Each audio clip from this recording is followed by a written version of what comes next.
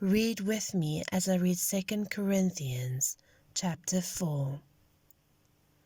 Since God has so generously let us in on what He is doing, we're not about to throw up our hands and walk off the job just because we run into occasional hard times. We refuse to wear masks and play games. We don't maneuver and manipulate behind the scenes, and we don't twist God's word to suit ourselves. Rather, we keep everything we do and say out in the open, the whole truth on display, so that those who want to can see and judge for themselves in the presence of God.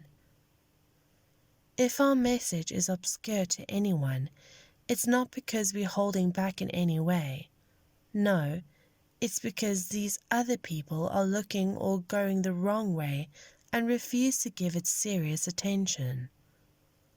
All they have eyes for is the fashionable god of darkness.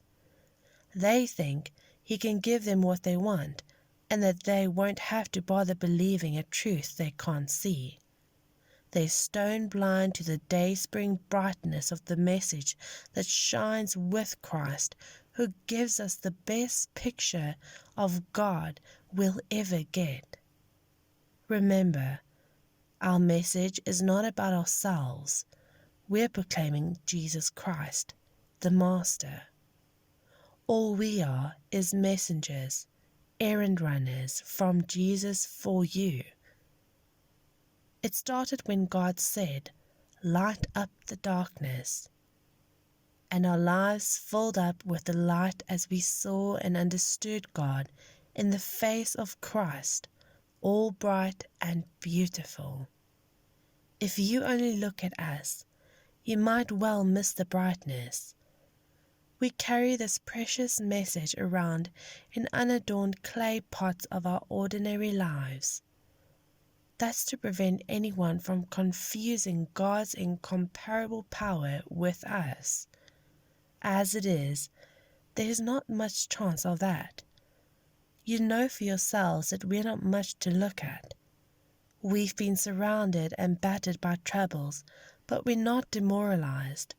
We're not sure what to do, but we know that God knows what to do. We've been spiritually terrorized, but God hasn't left our side. We've been thrown down, but we haven't broken. What they did do to Jesus, they do to us: trial and torture, mockery and murder. What Jesus did among them, He does in us. He lives.